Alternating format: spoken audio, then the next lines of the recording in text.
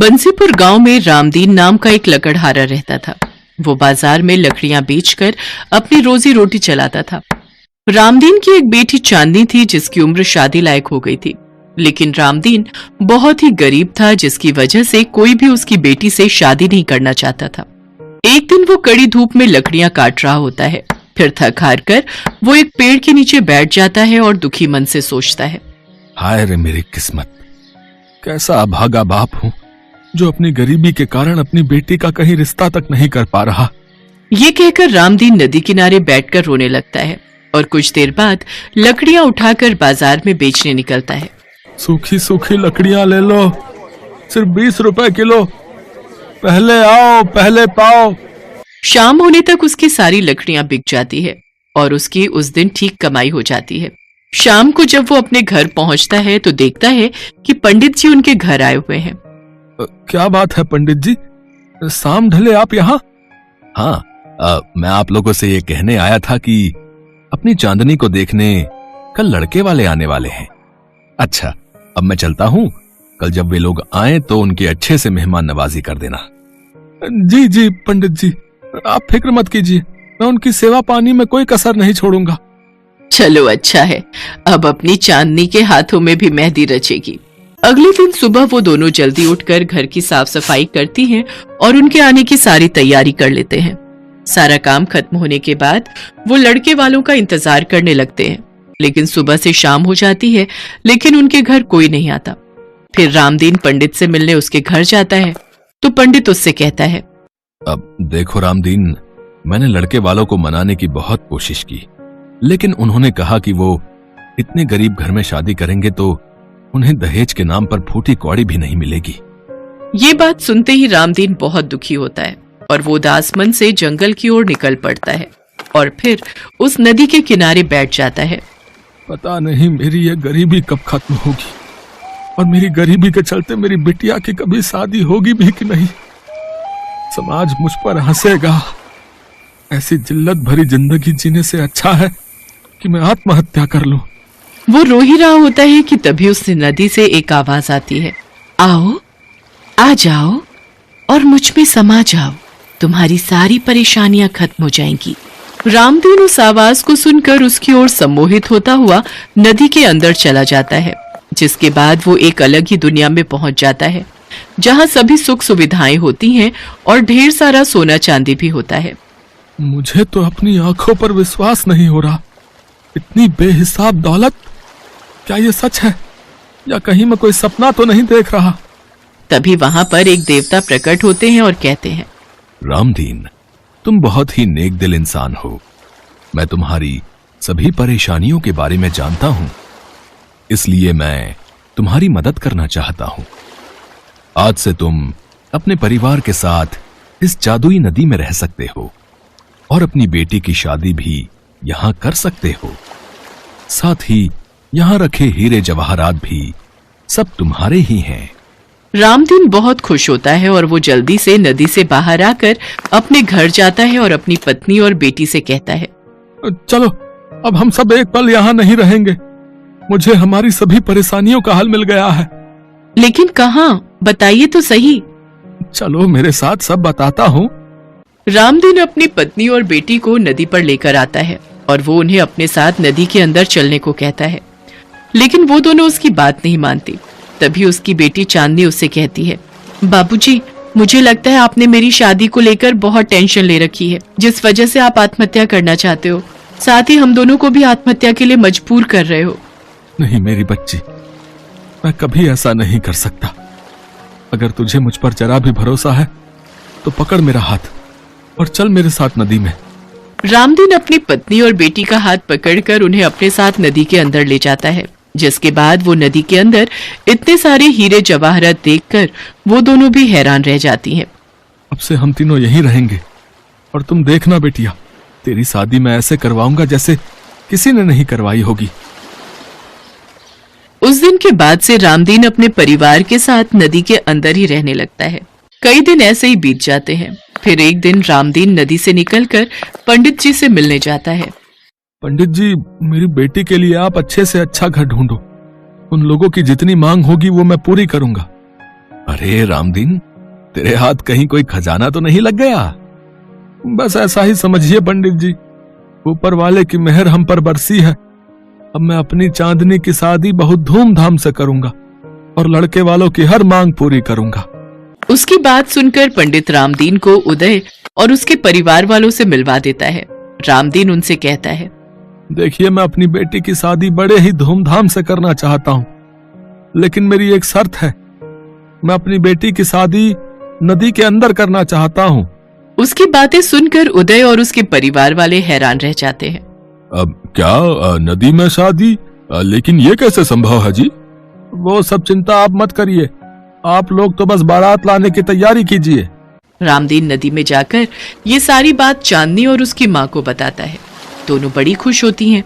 फिर अगले ही दिन रामदीन उस नदी में से सोने के सिक्के लेकर चांदनी के लिए लहंगा लेने जाता है और सबसे महंगा लहंगा खरीदकर नदी में वापस लौट आता है। चांदनी को लहंगा देते हुए वो कहता है, ये ले बेटी, तेरी शादी का जोड़ा। इसे पहनकर मेरी परी बिल्कुल राजकुमारी लगेगी, राजकुमारी। हाँ, अब जाओ और अपनी शादी के लिए तैयार हो जाओ। रामदीन शादी की सारी तैयारियां कर लेता है। उधर उदय भी बारात लेकर नदी के पास पहुंच जाता है और नदी के बहाव को देखकर उदय कहता है, हे भगवान, हम लोग नदी में कैसे जाएंगे? तभी वहां रामदीन पहुंच जाता है और उन लोगों से कहता है, घबराइए मत, ये कोई मामूली नदी नहीं है, बल्कि एक जादुई नदी है। आप सभी का हमारे घर में स्वागत है। इतना कहकर रामदीन पूरी बारात को नदी में उतार देता है, जिसके बाद नदी की जादुई दुनिया देख सभी हैरान रह जाते हैं। यहाँ आकर तो बिल्कुल भी पता नहीं चल रहा कि हम एक जादुई नदी के अंदर हैं। हम यहाँ बिल्कुल नॉर्मल है, हमें कोई परेशानी नहीं हो रही। बिल्कुल सही कहा बेटा, और हमारे लिए तो इस जादुई नदी में आना संभव हो पाया तो वो सिर्फ हमारे समधी जी की वजह से। आज इनकी वजह से हमें भी ये जादुई दुनिया देखने को मिली। इसके बाद उदय और चांदनी की शादी बड़े ही धूमधाम से हो जाती है। गाजे बाजे के साथ सभी बाराती नाच रहे होते हैं। शादी के बाद उदय रामदीन से कहता है, बाबूजी, मैं इस जादुई नदी को छोड़कर कहीं नहीं जाना चाहता। जी चाहता है बस इसी जादुई नदी में सदैव के लिए रह लूं। बाबूजी, यहाँ से तो मैं भी नहीं जाना चाहती। क्या हम दोनों यहीं रह सकते हैं? हाँ मेरे बच्चों, तुम दोनों सदा के लिए यहाँ रह सकते हो, हमारे पास। इसके बाद वो दोनों रामदीन और उसकी पत्नी के साथ वहीं रहने लगते हैं और खुशी खुशी अपनी जिंदगी व्यतीत करते हैं। एक समय की बात है, किसी जंगल के किनारे मंगल नाम का एक लकड़हारा अपनी पत्नी और बेटी के साथ एक झोपड़ी में रहता था। वो रोजाना सुबह जंगल में जाता और लकड़ियां काटकर शाम को वापस लौटता। एक दिन उसकी बेटी सुगंधा उससे बोली, बाबा, आपने कहा था आप मुझे जंगल दिखाने ले जाओगे, पर आप मुझे अभी तक जंगल दिखाने नहीं ले गए। हाँ कहा तो था, पर बिटिया जंगल खतरनाक जंगली जानवरों से भरा हुआ है और वहाँ शेर भी रहते हैं। देखो न माँ, बाबा हमेशा मुझे ऐसे ही टाल देते हैं। मैं घर पर बैठे बैठे ऊब जाती हूँ। आज तो तुम इसे जंगल ले ही जाओ, नहीं तो सारा दिन मेरा दिमाग खराब करती रहेगी। अच्छा ठीक है बिटिया, आज तू भी जंगल देख ले, पर अपना ध्यान रखना बिटिया, अपने बाबा के साथ ही रहना। माँ तुम चिंता मत करो, मैं बाबा के साथ ही रहूंगी। सुगंधा खुशी खुशी अपने बाबा के साथ जंगल चली जाती है और चलते चलते दोनों बातें करने लग जाते हैं। बाबा, आप रोज जंगल आते हो क्या? आपने यहाँ कभी जंगली जानवर नहीं देखे? देखे हैं, मगर रात में, और अब तो मैं इतना सतर्क रहता हूँ कि जानवरों की आवाज सुनकर इस जंगल से बाहर आ जाता हूँ। अच्छा, फिर तो हमें जंगल में बहुत सतर्क रहने की जरूरत है ना बाबा? हाँ बिटिया। कुछ देर बाद सुगंधा और मंगल दोनों जंगल पहुँच जाते हैं। सुगंधा तुम यहीं बैठो, मैं लकड़ी काट लेता हूँ। हाँ, ये जंगल कितना खूबसूरत है ना बाबा? बेटी, ये जंगल जितना खूबसूरत है उतना ही खूंखार और जंगली जानवरों से भरा हुआ है। बाबा, मुझे प्यास लगी है, मैं वो सामने नदी से पानी पीकर आती हूँ। ठीक है, संभल कर जाना, अक्सर जंगली जानवर नदी पर पानी पीने आते हैं। तुम्हें जैसे ही कोई जंगली जानवर की आवाज सुनाई दे तो लौट आना। ठीक है बाबा। सुगंधा नदी से पानी पीने लगती है और कुछ देर पानी पीने के बाद नदी के किनारे ही एक पत्थर पर बैठ जाती है और जंगल की खूबसूरती को निहारने लगती है। तभी नदी के उस पार एक शेर पानी पीने आता है। वो सुगंधा को देखता है और उसके सौंदर्य को निहारता रहता है। कितनी सुंदर कन्या है ये क्या हो रहा है गुरु? ये तुमने क्या किया? तुम्हारी आवाज सुनकर वो सुंदरी भाग गई। माफ कर दो गुरु, मुझे क्या पता था वो डर जाएगी। अब क्या करूं? मुझे वो सुंदरी बहुत अच्छी लगी थी, अब वो मुझे कैसे मिलेगी? करना क्या है? अगर आपको वो लड़की इतनी पसंद है तो उसके पिता से शादी के लिए उसका हाथ मांग लो। ये तुम कैसी बातें कर रही हो? कोई इंसान भला अपनी लड़की की शादी एक शेर से कैसे करवा सकता है? अरे गुरु, तुम नहीं जानते कि तुम क्या चीज हो। इंसान कितना भी बड़ा बलवान क्यों ना हो, शेर के सामने कमजोर ही रहता है। तो क्या वो लड़की सचमुच मेरी पत्नी बन सकती है? आप हाँ तो बोलो। हम सब जंगली जानवर आपके साथ उस लड़की के घर चलेंगे, फिर देखते हैं वो लड़की आपके साथ शादी कैसे नहीं करती। ठीक है, फिर तुम जंगल के सभी खूंखार जानवरों को अपने साथ ले चलो। लोमड़ी ने जंगल में एक सभा बुलाई और सारे जंगली जानवर उस सभा में एकत्रित हो गए। हमारे महाराज शेर को एक इंसानी लड़की से प्यार हो गया है और ये उससे शादी करना चाहते हैं। इंसान की शादी एक शेर से? क्यों, तुम्हें कोई आपत्ति है? नहीं नहीं, मुझे क्या परेशानी होगी। तो फिर ठीक है, ये बात तय हो गई कि हम सब जानवर शेर महाराज की शादी का प्रस्ताव लेकर लकड़हारे के घर कल सुबह ही पहुँचेंगे। नहीं नहीं, अगर हम सब जानवर एक साथ लकड़हारे के घर पहुंचे तो वो हमें देखकर डर जाएंगे। बेहतर यही होगा कि शेर महाराज स्वयं अपनी शादी का प्रस्ताव लेकर जाए। ठीक है, मैं तैयार हूँ। सभी जंगली जानवरों ने हाथी की बात पर सहमति जताई और तय हो गया कि शेर महाराज अपना रिश्ता लेकर उस लड़की के घर जाएंगे। अगली सुबह शेर और लोमड़ी लकड़हारे के घर पहुंचे। लकड़हारे के परिवार ने शेर को देखा और वो डर कर कांपने लगा। डर कर भागने की कोई जरूरत नहीं है, शेर महाराज तुम सबको कुछ नहीं कहेंगे। ये तो तुम्हारी बेटी का हाथ मांगने आए हैं। क्या मेरी बेटी से शादी? हाँ, उस दिन जंगल में मैंने तुम्हारी बेटी को देखा था और मैं इसकी सुंदरता पर मोहित हो गया था, इसलिए मैं तुम्हारी बेटी से शादी करना चाहता हूँ। मैं इसे जंगल की महारानी बनाकर रखूंगा। इसकी बातों को सुनकर सुगंधा डर जाती है, मंगल भी घबरा जाता है, पर उस वक्त अपने होश पर काबू रखना उसकी जरूरत थी। उसे अपनी बेटी को शेर से बचाना था। ये क्या मुसीबत है? अब मैं शेर से अपनी बेटी को कैसे बचाऊं? मुझे इसी वक्त कोई तरकीब सोचनी होगी। हाँ, ये ठीक रहेगा। यही तरीका है अपनी बेटी सुगंधा को बचाने का। सुनो जी, तुम क्या सोच रहे हो? हमारे सामने शेर खड़ा है, जल्दी कुछ करो, अपनी बेटी को बचाओ, कुछ सोचो। मुझे उपाय मिल गया है, तुम परेशान मत हो। बाबा, मुझे शेर से डर लग रहा है। शेर महाराज, आपने तो खुद देखा है कि मेरी बेटी आपसे कितना डरती है। मेरे बोलने का मतलब ये नहीं है कि आप डरावने दिखते हैं, पर आप इंसानों के लिए बहुत ही खतरनाक हैं। अगर आप अपने दांत और नाखूनों का त्याग कर देते हैं तो मैं आपको अपना दामाद स्वीकार कर लूंगा। मंगल की बात सुनकर शेर सोच में पड़ गया और वो लोमड़ी के साथ वापस जंगल आ गया। शेर ने लौटकर सारी बात जंगली जानवरों को बताई।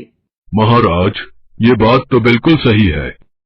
आपको देखकर तो जंगली जानवर भी डरते हैं, फिर वो तो एक बेचारी लड़की है। वो आपके तेज नुकीले दांत और नाखून देखकर तो डर ही जाएगी ना। महाराज, अगर आपको उस लड़की से शादी करनी है तो आपको अपने दांत और नाखूनों को त्यागना ही होगा। ठीक है, मैं तैयार हूँ। तुम सब मिलकर मेरे नाखून और दांत तोड़ दो।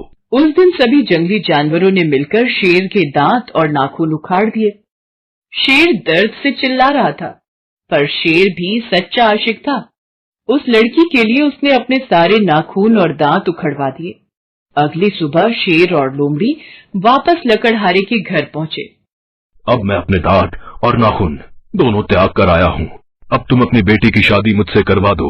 मंगल ने शेर को अच्छी तरह से जांचा कि कहीं उसके कोई नाखून या दांत रह तो नहीं गया है। जब उसे तसल्ली हो गई तो उसने एक कुल्हाड़ी उठाई और शेर को पीटने लगा। ये देखकर लोमड़ी वहां से भाग गई। अरे, मैं तो तुम्हारी बेटी के लिए अपने नाखून और दांत त्याग कर आया था, फिर तुम मुझे पीट क्यों रहे हो? अरे, वो शेर ही किस काम का जिसके नाखून और दांत ही ना हो।